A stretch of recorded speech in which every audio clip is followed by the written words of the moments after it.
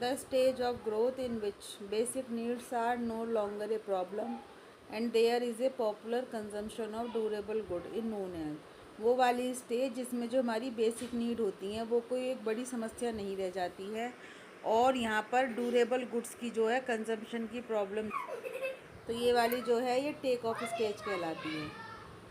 उसके बाद है the rate of growth of international income is equal to, जो हमारी राष्ट्रीय आय की ग्रोथ की रेट होती है वो किसके इक्वल होती है, investment रेटो upon capital output ratio.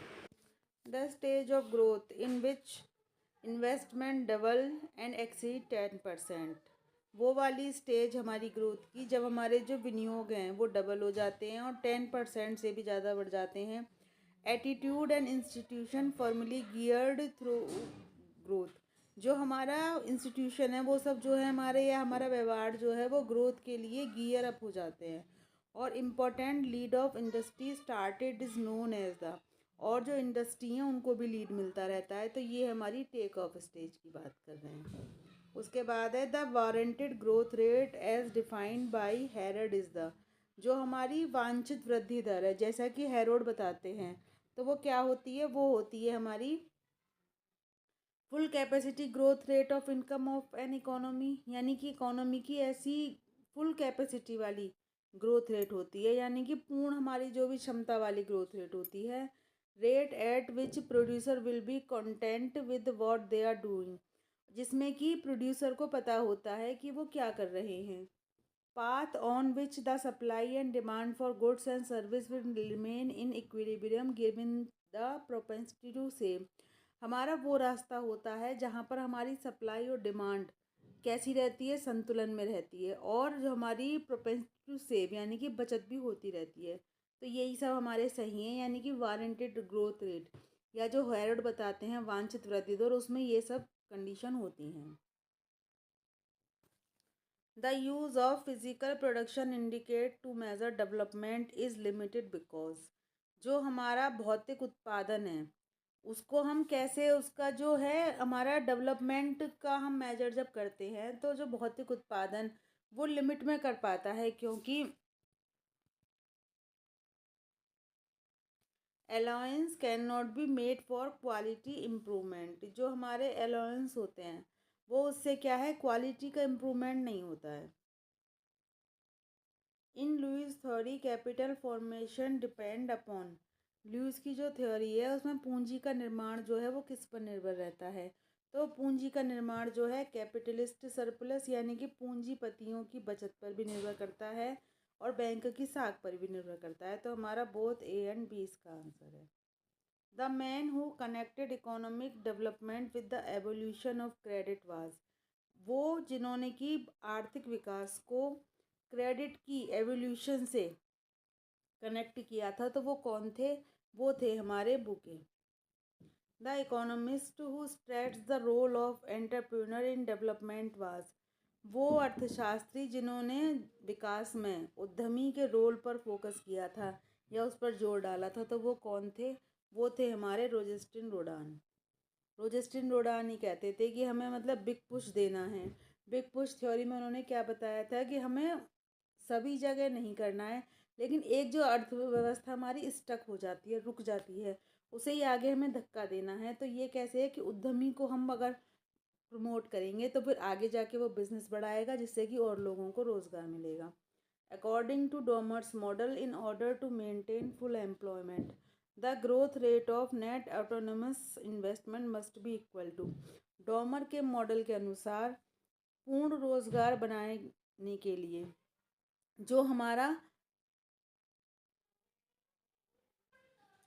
जो हमारा स्वायत्त निवेश है वो उसकी जो ग्रोथ रेट है वो किसके इक्वल होनी चाहिए, वो होनी चाहिए एमपीएस के equal, marginal propensity to save के, यानी कि बचत करने की सीमांत क्षमता के और प्रोडक्टिविटी ऑफ कैपिटल और पूंजी की उत्पादकता के इक्वल होनी चाहिए।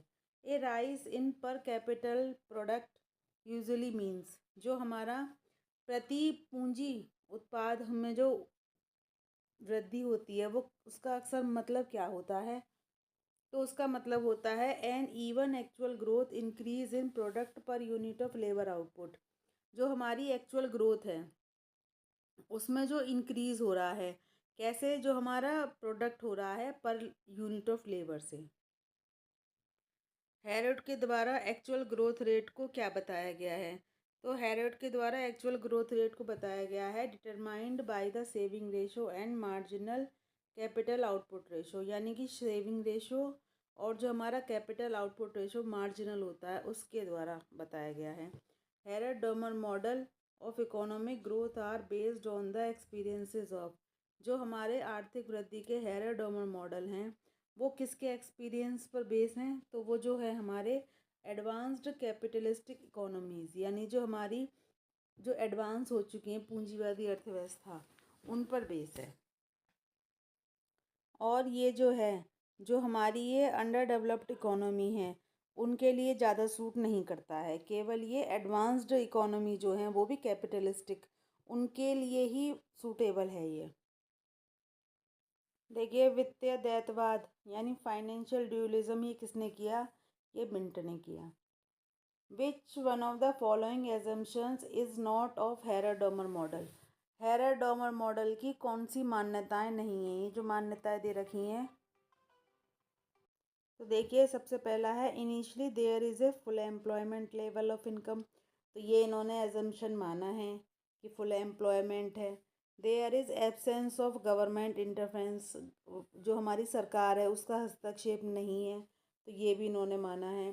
The economy is an open economy and deals in foreign trade, ये इन्होंने नहीं माना है। उसके बाद there are no change in adjustment between investment and creation of productive capacity, तो इन्होंने ये माना है। ठीक है, तो केवल हमारा जो सी ऑप्शन है ये इनकी एजम्पशन नहीं है। Which one of the following is an obstacle to economic development? इन सब में से आर्थिक विकास के लिए क्या एक रुकावट की तरह है? लो रेट ऑफ कैपिटल फॉर्मेशन, ये सही है। अगर पूंजी धीरे धीरे बढ़ रही है, धीमी वृद्धि से बढ़ रही है, तो ये भी मतलब इकोनॉमिक डेवलपमेंट के लिए एक रुकावट के रूप में है। निर्धनता का दुष्चक्र, ये भी। सोशियो कल्चरल बैरियर, अगर सामाजिक सांस्कृतिक बैरियर लगते हैं तो ये सभी हमारे जो हैं इकोनॉमिक डेवलपमेंट के लिए एक रुकावट के रूप में हैं। Out of the following economist which two have expressed similar ideas? कौन से इकोनॉमिस्ट जो हैं इनमें से दो ऐसे हैं जिन्होंने सेम आइडिया दिया है?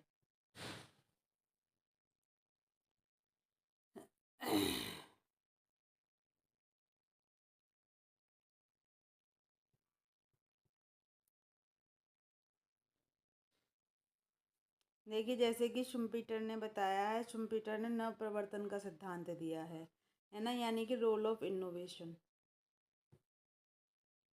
The social marginal productivity theory, सामाजिक हमारा सीमांत सामाजिक उत्पादकता का जो सिद्धांत है वो किसने दिया है? तो यह वो क्या बताता है?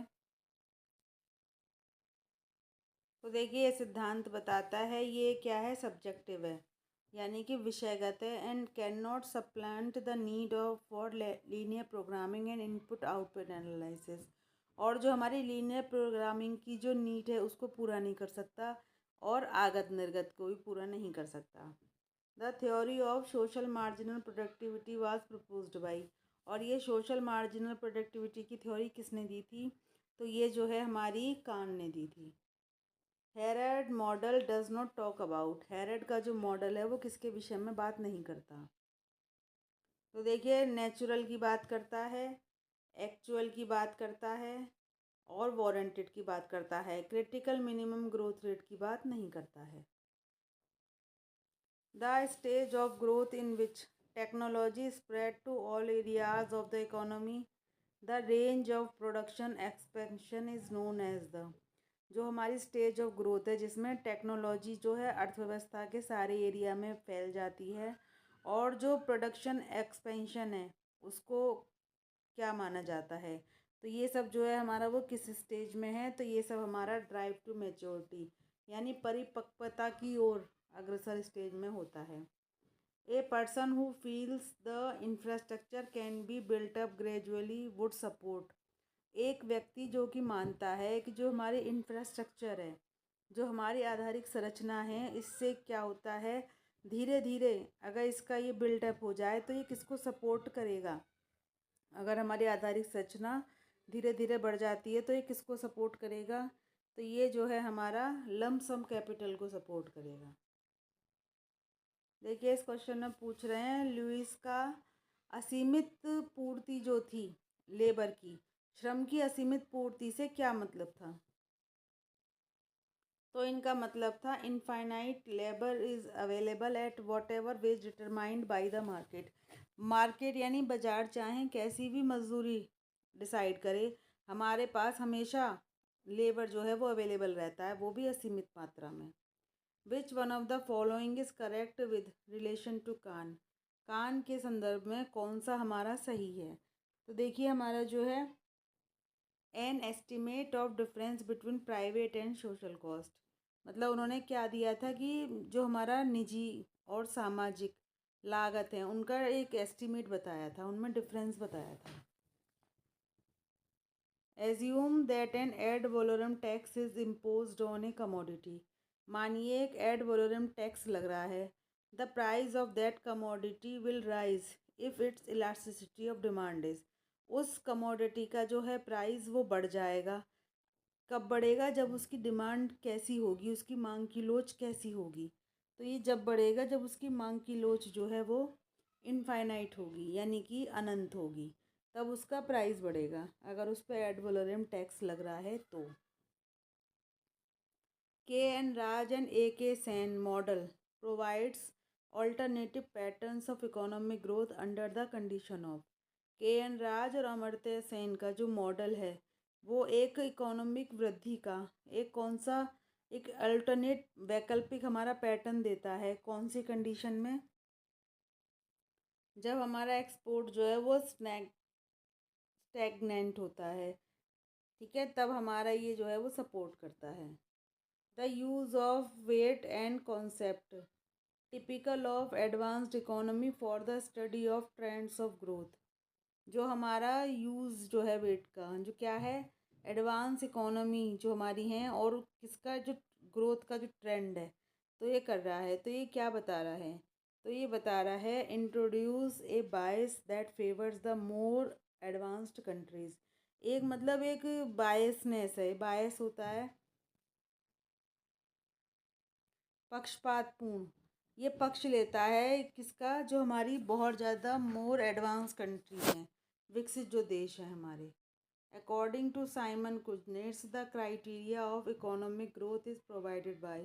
साइमन कुजनेट्स के द्वारा जो हमारी आर्थिक वृद्धि का जो क्राइटेरिया है वो किसके द्वारा दिया गया है, तो जो वो है हमारा more advance economy and the more recent time, मतलब हमारी एडवांस इकोनॉमी के लिए और जो हमारे आजकल जो चल रहा है उसके लिए। The difficulties of comparing growth of different countries are. अगर हम सभी देशों की ग्रोथ को कंपेयर करें तो उसमें क्या डिफ़िकल्टी आती है, lack of empirical data, choice of a common denominator, assigning weight to the various item of output, यानी कि ये सारी डिफ़िकल्टीज हमारे सामने आती हैं। Which one of the following statement is not correct in the context of modern economic growth. कौन सा स्टेटमेंट जो हमारी मॉडर्न इकोनॉमिक ग्रोथ के हिसाब से सही नहीं है। An application of the industrial system based on increasing use of modern scientific knowledge. जो हमारा इंडस्ट्रियल सिस्टम है वो मॉडर्न साइंटिफिक नॉलेज को यूज़ करता है, ये सही है। For the capacity of society to absorb change and adopt innovation. तो हमारी जो सोसाइटी है वो चेंजेस और इनोवेशन दोनों को वेलकम कर रही है या उनको एब्जॉर्व कर पाती है, तो ये भी सही है मॉडर्न सोसाइटी के लिए, मॉडर्न कंट्रीज़ के लिए। Not only growth of output but change of social structure also, मतलब कि आउटपुट का ही ग्रोथ नहीं, बाकी हमारा सोशल स्ट्रक्चर भी चेंज हो रहा है, तो ये भी सही है। N expansion of production without change in technique and productivity, ये गलत है। अगर हम मॉडर्न की बात कर रहे हैं तो हम कैसे कह सकते हैं कि टेक्निक और प्रोडक्टिविटी में चेंज नहीं होगा, उसके बिना विस्तार कैसे हो पाएगा। तो हमारा यही गलत है, तो हमारा आंसर जो है वो डी है। For studying the machine mechanics of economic development singer has propose the following formula. मतलब कि इकोनॉमिक डेवलपमेंट की मैकेनिक्स समझने के लिए जो हमारे सिंगर हैं उन्होंने कौन सा फार्मूला दिया है। तो देखिए, जो सिंगर हैं उन्होंने फार्मूला दिया है P is equal to D S minus R. D क्या है हमारा, growth of per capita income, और जो एस जो है वो हमारा क्या है, रेट ऑफ नेट सेविंग है, और जो हमारा पी है हमारा productivity of new investment per unit capital, और आर जो है वो हमारी रेट है पॉपुलेशन की एनुअल जो इंक्रीज हो रही है। ठीक है। The second 5 year plan of India was based of Mahalanobis model. It is considered as, जो हमारा सेकेंड 5 year प्लान था भारत का, ये महानोबिस के मॉडल पर बेस्ड था। तो इसको क्या बताया गया है, तो जो ये है ये फोर्थ सेक्टर इकोनॉमी की बात करता है। National income estimate as a measure of economic growth. राष्ट्रीय आय को हम आर्थिक वृद्धि के एक मेज़र के रूप में एस्टिमेट करते हैं। तो ये क्या है हमारा, suffer from statistical weakness but are broadly helpful. चाहे मतलब हमारे सांख्यिकी की तरफ से हमें सही नहीं मिल पाता है, लेकिन फिर भी ये हमारे लिए बहुत ज़्यादा हेल्पफुल होता है। उसके बाद है द अंडर डेवलप्ड कंट्री दो spread the ravages of war have not made the same progress during the past 4 decades because of professor Galbraith calls the missing element these are. ये बता रहे हैं जो हमारे अल्पविकसित देश हैं, जो हमारा वार हुआ है, लड़ाई हुई है, तो सभी ने मतलब जो है सेम प्रोग्रेस नहीं दिखाई है 4 दशकों से, क्योंकि जो है क्या मिसिंग एलिमेंट है, तो जो मिसिंग एलिमेंट है वो है हमारा lack of modern technology, adequate capital and poor utilisation of existing capital. एक तो टेक्नोलॉजी भी हमारी मॉडर्न मतलब ज़्यादा नहीं है अवेलेबल, हमें कैपिटल हमारे पास पर्याप्त नहीं है, और जो भी कैपिटल हमारे पास है उसका प्रॉपर यूटिलाइजेशन नहीं हो रहा, और जो नेचुरल रिसोर्सेज हैं और ह्यूमन रिसोर्सेज हैं वो भी हमारे जो हैं पर्याप्त मात्रा में अनएम्प्लॉयड है। ठीक है। उसके बाद हमारा नेक्स्ट क्वेश्चन है, as an index of net contribution of goods and services, NNP is better than GNP. Why is it that even the GNP is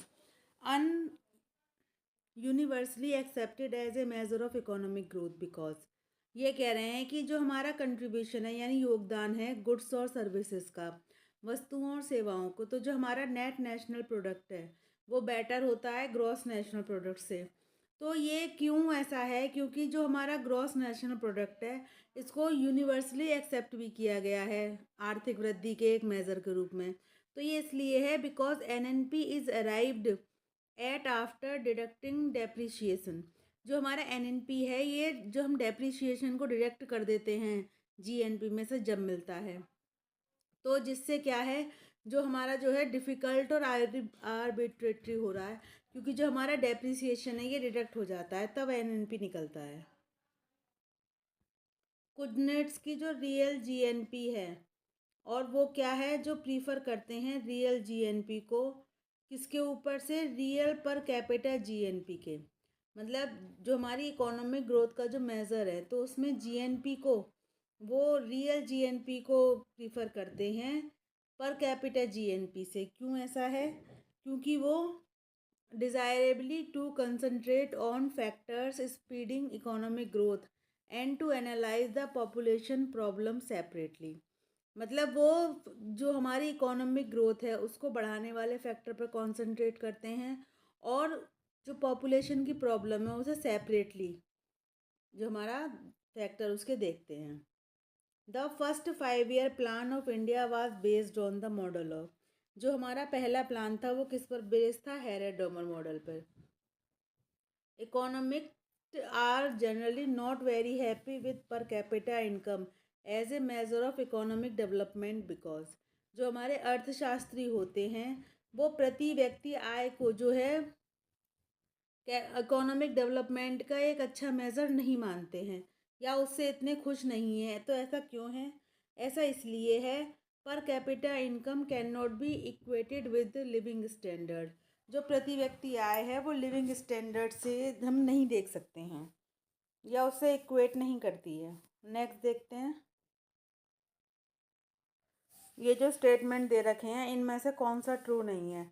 A proportional tax is progressive, जो हमारा आनुपातिक कर होता है ये बढ़ता हुआ होता है, तो ये सही है। An increased rate of tax will increase government revenue, अगर हम टैक्स की रेट बढ़ाते हैं तो गवर्नमेंट की आय बढ़ेगी, ये भी सही है। Direct tax can be related to ability to pay, जो हमारा प्रत्यक्ष कर है ये हमारी कर देय योग्यता पर भी मतलब इसे रिलेट कर सकते हैं, तो सही है। Subsidy is a negative tax, ये गलत है, क्योंकि सब्सिडी कोई एक टैक्स नहीं होता है। सब्सिडी जो एक कंपनसेशन होता है जो सरकार के द्वारा हमारे लोगों को, हम लोगों को दिया जाता है। इसे एक तरह से हम छूट कह सकते हैं। Term real is specified in the definition of economic development because, जो रियल है ये हमारी इकोनॉमिक जो डेवलपमेंट है, आर्थिक विकास है, उसे क्या बताता है?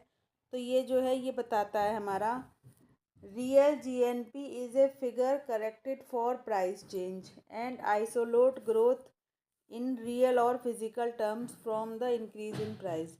जो हमारी एक रियल जीएनपी होती है, ग्रॉस नेशनल प्रोडक्ट होता है, ये प्राइस चेंज को बताती है, और जो ग्रोथ को है वो फिजिकल टर्म्स में और जो हमारे प्राइस में इंक्रीज होता है इसे अलग करती है।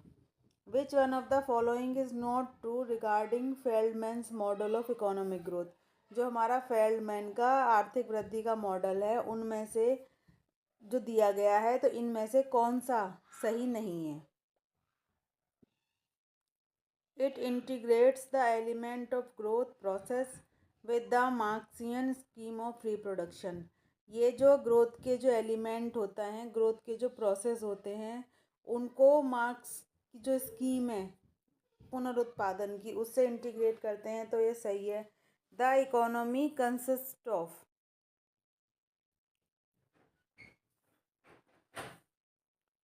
To sector, the consumer good and capital good, तो ये सही है। दो गुड्स होते हैं, एक तो हमारे उपभोक्ता के लिए जो होते हैं हमारे, और जो पूंजीपतियों के लिए होते हैं, पूंजी गुड्स होते हैं। There is no intermediate good production, ये कह रहे हैं कि इंटरमीडिएट गुड्स नहीं बनते हैं, तो ये गलत है।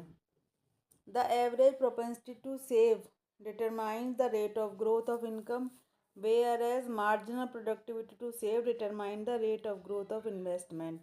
जो हमारा एपीएस है, जो हमारी उपभोग करने की जो औसत क्षमता है, ये हमारी आय की जो रेट ऑफ ग्रोथ है इसको बताती है। और जो हमारी एमपीएस है, बचत करने की जो हमारी सीमांत क्षमता है, ये बताती है हमारी इन्वेस्टमेंट की ग्रोथ को, तो ये भी सही है, क्योंकि जितनी बचत करी जाती है उतना ही इन्वेस्टमेंट होता है। The major difference between Harrod Domar and Solow model of growth lies in, जो हमारा सबसे बड़ा डिफरेंस है हेरेडोमर और सोलो के मॉडल में, जो हमारे ग्रोथ के मॉडल है उनमें, वो सबसे बड़ा क्या है? सब्सटीट्यूटेबिलिटी बिटवीन लेबर एंड कैपिटल, यानी कि जो श्रम और पूंजी में जो मतलब सब्सटीट्यूशन हो रहा है, प्रतिस्थापन हो रहा है, ये सबसे बड़ा जो हमारा है ये डिफरेंस है। Economic development can be measured with the help of increase in, जो आर्थिक विकास है उसको हम किसकी वृद्धि की हेल्प से आसानी से मेज़र कर सकते हैं? तो वो है हमारी पीआई एट करंट प्राइजेस, यानी जो हमारी प्राइवेट इनकम है चालू कीमतों पर, उस पर हम अगर उस पर हम देखते हैं तो उसकी इंक्रीज़ कितनी हो रही है, उसकी हेल्प से हम आर्थिक विकास को आसानी से मेजर कर सकते हैं। Which where production is carried on under condition at constant cost, the burden of tax will generally tend to fall on the, जब प्रोडक्शन जो है वो हमारी स्थिर लागतों की कंडीशन में हो रहा होता है, तो जो टैक्स का बर्डन है वो किस पर पड़ता है? तो जो टैक्स का बर्डन है वो कंज्यूमर पे पड़ता है, क्योंकि जो लागत है हमारी वो कांस्टेंट हैं, ठीक है। तो यानी कि कीमत भी हमारी उतनी ही रहेगी जितनी हमारी लागत है, तो चाहे अगर टैक्स लग भी जाएगा तो वो कंज्यूमर जो है वो से ही मतलब वहन करना पड़ेगा। जो प्रोड्यूसर है वो खुद तो रखेगा नहीं, क्योंकि वो अपनी जो लागत है उसकी वो फिक्स है, वो लागतों को कम नहीं कर सकता। देखिए, जो हमारी गोल्डन एज है, फुल एम्प्लॉयमेंट इक्विलिब्रियम, यानी जो हमारी पूर्ण रोजगार संतुलन का जो गोल्डन एज है, ये किसने दिया है? तो देखिए, ये हमारा रॉबिन्सन ने दिया है। उसके बाद है among the original canons of taxation, जो एडम स्मिथ ने दिए हैं हमारा। No tax should be levied on food, कोई भी टैक्स जो है वो फूड पर नहीं लगना चाहिए। The incidence of tax refers to, जो हमारा इंसिडेंस होता है टैक्स का, वो क्या बताता है? तो वो हमारा बताता है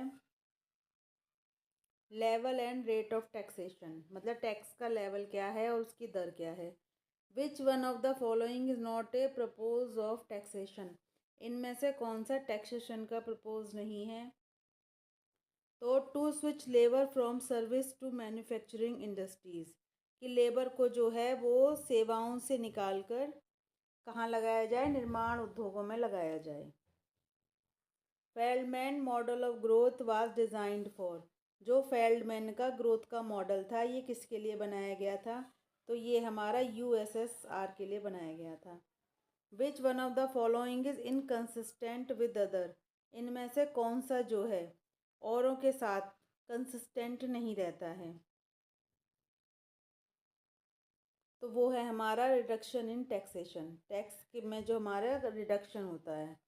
which one of the following is not an agreement with John Robinson concept of golden age, जो हमारे रॉबिन्सन ने जो दिया था जो गोल्डन एज, उसमें क्या है? हमारा एग्रीमेंट नहीं है, इनमें से कौन सा हमारा नहीं है? The rate of profit on capital is rising, जो कैपिटल पे जो प्रॉफिट दिया गया है वो राइजिंग है, तो ये नहीं है। The desire growth is equal to possible growth rate, ये हमारा सही है। There is smooth study growth with full employment, तो ये भी है। The real wage rate is rising with increasing output per head due to technical progress, ये भी है। बस ये वाला जो है ये नहीं है रॉबिन्सन की गोल्डन एज में। सोलो का जो मॉडल है लॉन्ग रन ग्रोथ का, एक इम्प्रूवमेंट किसके ऊपर है? तो इनका जो मॉडल था ये हेरेडमर की जो था ग्रोथ के मॉडल पर, उस पर एक इम्प्रूवमेंट था। तो देखिए, आज के लिए इतना ही, बाकी क्वेश्चन को हम नेक्स्ट वीडियो में डिस्कस करेंगे। जैसे कि हमारा यूपीएससी का एग्ज़ाम अब आने ही वाला है, तो ये क्वेश्चन आपके लिए बहुत हेल्पफुल होंगे। आशा करते हैं आपको वीडियो समझ में आया होगा, पसंद आया होगा। अगर आप किसी और टॉपिक पर वीडियो देखना चाहते हैं तो आप हमें कमेंट करके बता सकते हैं। Thanks for watching.